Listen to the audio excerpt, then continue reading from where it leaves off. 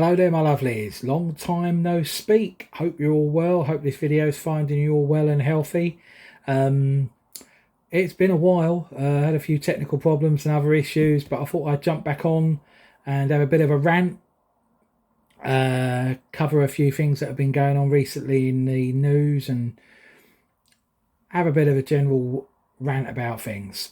So, first things first, we'll get the Eurovision Song Contest out of the way with. Well done to our entrant Sam, coming second. Absolutely gobsmacked. Normally we get shafted, but they seem to really like him. It goes to prove if you get a decent guy and a semi-decent song, and he goes out there and kind of says the right things and is just generally a nice guy and not a twat, people took to him. Technically, we did win, but it was always going to be a big ask to win it with the wave of sympathy towards Ukraine. Yeah, if I was him, I'd take it as a moral victory that if the Ukraine situation wasn't there, he probably would have walked it. So well done to him. All the best for him in the future. And it was just good to not be shafted. Right, here's the thing that's really been pissing me off the last few weeks and months, really. MPs, politicians, prime ministers, leaders, whatever you want to call them in this country, completely ignorant of what's going on in this country, how people are suffering, how people are struggling, completely ignorant of it. It started off, first of all, with all the parties at Downing Street for birthdays and whatever, and being surprised by a cake, and then basically sticking two fingers up at the rules they made that we all stuck to and struggled through, and they didn't. And then they get given silly little slap on the wrist fines, 50 quid fine for a person that kind of works very few hours and gets paid 80 grand a year. It kind of sticks in my throat a bit, really. They literally got away with it. No remorse shown. It's all very well saying I'm sorry, to the point now where there's investigations with the leader of the Labour Party, where he's been the first to kind of condemn what everyone else has done, and there's a slight possibility that he did the same. So I'll wait and see on that.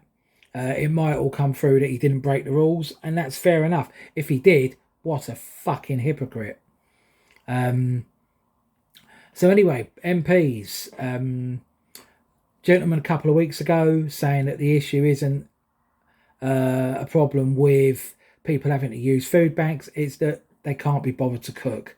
What a fucking ignorant view that is. The issue is people shouldn't be having to use food banks. We shouldn't be having more food banks in this country than there are branches of McDonald's. But that's the sad state of the affairs that we're in at the moment. We do have. We have more food banks, double the amount of food banks in this country than we have branches of McDonald's. And that's appalling. But nothing's being done. Apart from idiot MPs that live in their bubbles, that can claim everything on expenses and never have to pay for anything in their lives, telling us that, well, if you got off your arse and cooked, it wouldn't be a problem. You have to have fucking money to go and buy food to cook. So if people haven't got food, then they can't cook. You fucking moron. You can see how angry I am about this. And then today, I turn the news on today, and a female MP is now saying, well, if people are short on money, then they need to get a second job. Oh, really? Is it that fucking easy, is it?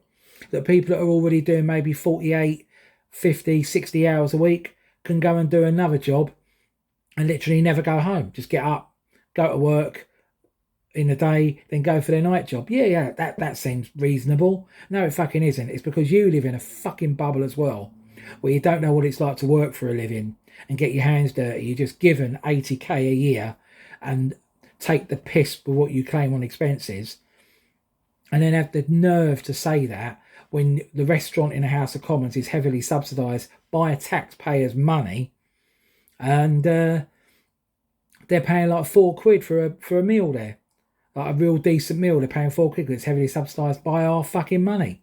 And then they're turning around and saying to us, well, we need to make cutbacks. I'm sorry, people can't cut back any more than they already are. When I saw on Good Morning Britain a couple of weeks back a woman in her 70s that can't afford to heat a property and can only afford to eat one meal a day. So in order to not have to spend money heating a property, she takes her freedom pass, gets on the bus first thing in the morning and sits riding around buses all day. So she doesn't have to heat her property up during the day. That is fucking appalling. And our joke of a Prime Minister was pulled up about this and said, you're telling people to cut back on this, cut back on that. How does this lady cut back even more? And you know what his answer was? Well, I was the one that brought in the 24-hour freedom pass. Oh, brilliant, great, fucking fantastic. So you were the one that enabled her to have to sit on a bus all day so she doesn't have to pay her heating bills. What a fucking legacy that is to leave behind.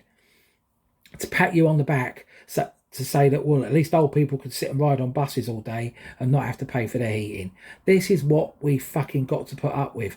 These moronic MPs that don't give a shit about anyone other than themselves. It's all about them.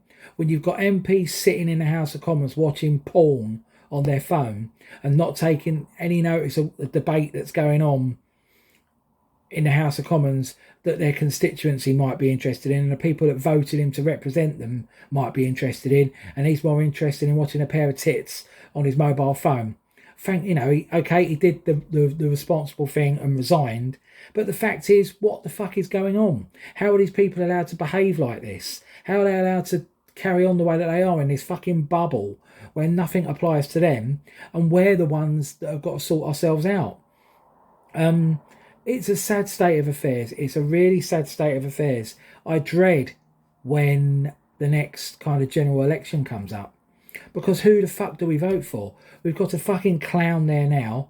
The Labour Party's got a clown again in a bubble, come from a privileged background, has no idea what it's like to work for a living or struggle. And then we got, if you went up to 100 people in the street and said, who's the leader of the Lib Dems, they wouldn't have a fucking clue who he is. They wouldn't even have if it's a man, woman, whatever. So we've got nothing. We've got nothing to vote for. We've got nothing to kind of go, well, at least this person could be the person to get us out of this. No one could get us out of it because the MPs don't give a shit about us. It's all about them. It's all about what they can milk out of the system. While we're sitting here paying ridiculous money for electricity, ridiculous money for gas, we're getting shafted left, right and centre by the petrol stations. And no one's fucking speaking up to them. Then everyone else joins in and goes, well, if they put their prices up, we've all got to do it. So you've got like supermarkets where 2 months ago, buying a certain amount of groceries that we would buy would come to about £20. I go there this weekend, buy pretty much the same things as we normally buy, and it's like £37. It's gone up by nearly double. But no one's stepping in. Not being funny, the supermarkets made a fucking fortune out of COVID with all these people getting their shopping delivered and stuff like that. Dip into your fucking profits and hand those profits back to the people that gave it to you. The same with the petrol companies. The petrol companies have made so much money in the last 3 months, like trebled their profit. We'll put some of that back in to keeping the price of petrol down instead of mugging and ripping us off. Because it's going to get to a point where people can't work because they can't afford to work, and then people won't be able to eat. And then we're going to have more strain put on the health service where people are being admitted to hospital with malnutrition and not eating properly and getting problems with their bones and stuff like that. Because people are eating like one meal a day, or people that have got kids are going, well, I'd sooner feed my kids than feed myself. Well, that's not good. That's not a good situation to be in. Ill parents looking after children, they're not eating properly. They're getting run down. They're leaving themselves open to things because their immunity's down. Looking after kids. I'm with them. If I was bringing up kids now, I would think more about feeding my kids than feeding myself. But it shouldn't fucking be that way. None of this should be going on at the moment. Greedy bastard companies like Amazon and stuff like that should be dipping into their massive profits and putting money back instead of keep taking more and more and more. It's taking the piss. We're being taken the piss out of left, right and centre. And there's nothing we can do about it. And even if there was, we wouldn't, because we're a nation of people that will moan like I'm doing now. I know it's a hypocritical thing to say, moan and piss and moan what I'm doing now, but we won't take any action. And it's sad. It's sad. We're allowing these these people to shaft us and not taking any action. And I really don't know where we move on from it. What do we do? What the fuck do we do? The other thing that's in the news at the moment is this whole Wagatha Christie, Rebecca Vardy and Colleen Rooney arguing like two silly little schoolgirls and then wasting the court's time, dragging it through the court because one of them sold fake stories to a newspaper and then sold stories from a private Instagram account. Who fucking cares? When you've got this lady, Deborah C, that's making videos on Instagram, who's dying of cancer, but she's still trying to keep people's spirits up by making uplifting videos about, yeah, my life's shit at the moment, but I'm making the most of it. Have a bit of fucking perspective, you two silly little twats arguing in court because of stories that have been made up.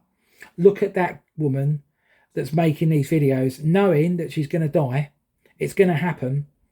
That gives you a bit of perspective. Silly little things about, oh, well, she lied and said I was going to be on holiday. The thing that fucks me off about these wags is they crave attention all the fucking time.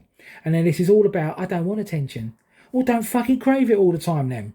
You can't have both. You can't have it both ways. You can't want the press to follow your every move and take supposed candid photos of you in a bikini on the beach. Like, oh, I didn't know they were there. You fucking knew they were there. You told them where you were going to be. They probably paid for you to be there. You're kind of posing and making it look like it's natural and it's not. Showing your fucking knockers off to everyone in a bikini on the beach. You don't mind that fucking attention. But then these two twats are wasting people's time saying, oh, well, she said this and she said that. We don't give a fuck. We don't give a shit. We really don't give a shit. Unless someone's actually got physically hurt by this or something really, really awful. But I've looked at the things that have been leaked and oh, fucking just grow up. These two really need to fucking grow up. They're grown women with more money than sense going through the courts to solve an argument. Just sit down like two fucking grown-ups and sort your argument out. Don't waste the court's time. There's plenty of things that need to come to court that actually need to happen. Not you two silly twats bickering like schoolgirls. And the news, you're kind of looking at it, they kind of prioritise what's the most important thing and that like headlines the news. The other day, the first news item that came on the news was those two twats, not people dying in a conflict in Ukraine, not people struggling in this country and what's going on here. Those two twats were deemed to be the most newsworthy story and needed the most coverage and the first prime time slot on the news. Why? We don't care about these fuckers. We don't care. We don't care about the people who live in Essex. We don't care about the people who live in Chelsea, made in Chelsea. The only way is Essex. We really, really don't care about these people. But they want us to care. They want all the attention on them. It's all about me, me, me. Oh, look at me. I've just had a baby. So follow me around for 9 months of my life with a camera stuck up my arse everywhere I go. And then everyone around them has to be involved in it. There's one of these women, I forget her name. She's just had a baby and she's got a program on ITVB following her around. And her partner didn't want to be part of it. He said, I don't want the cameras and that. So she turned and said, well, don't be with me then. So that's what it was. That her being followed by a camera every moment of every day was more important to her than keeping a relationship. And even her own child was saying, Mum, I don't like these cameras being everywhere. I want to be private. No.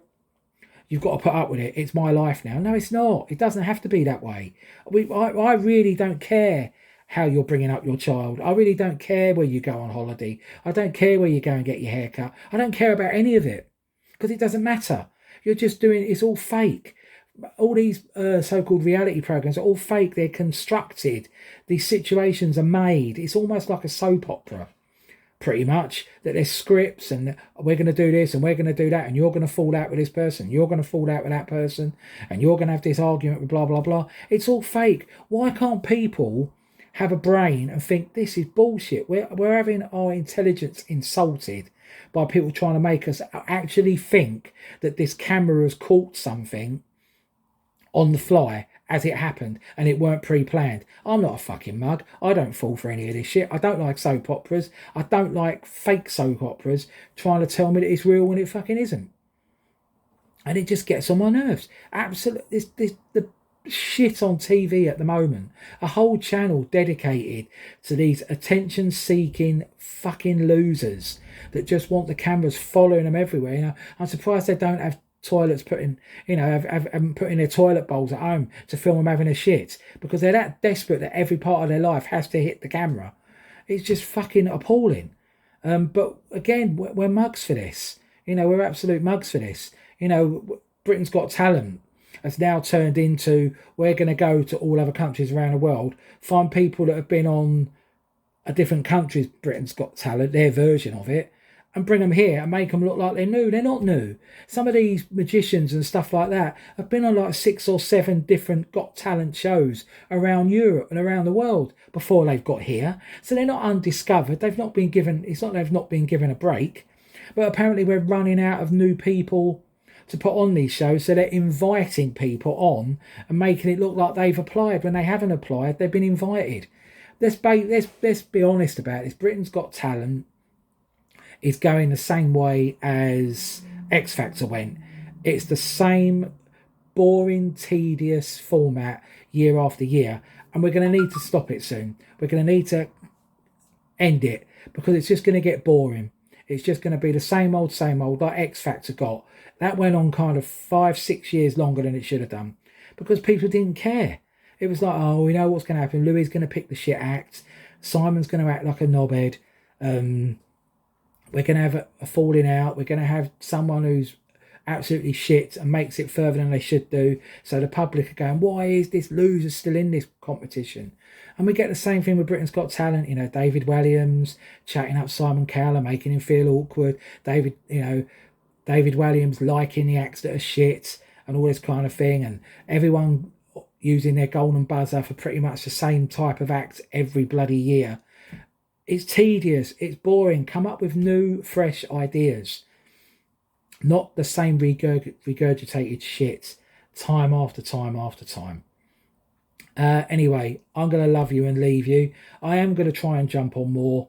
It's just finding time and other bits and pieces I've got, and technical difficulties I'm having with YouTube, trying to upload videos to YouTube and then telling me I can't do it because of this and can't do it because of that. So hopefully this one will hit YouTube sometime later today. Give it a like on YouTube, subscribe, go on my Facebook page, the Rich T Fan Club Facebook page. Give me some ideas of what you want me to rant on going forward. Nothing too serious. I don't want to start talking about Putin and stuff like that. It's a bit too serious. But think of some really light-hearted things that could kind of boil my piss kind of thing. But again, as I said at the beginning, hope you're all well. We all need to keep doing what we're doing. We've got through some really shitty circumstances over the last few years. So let's move on. Let's be nicer people. Let's be better people.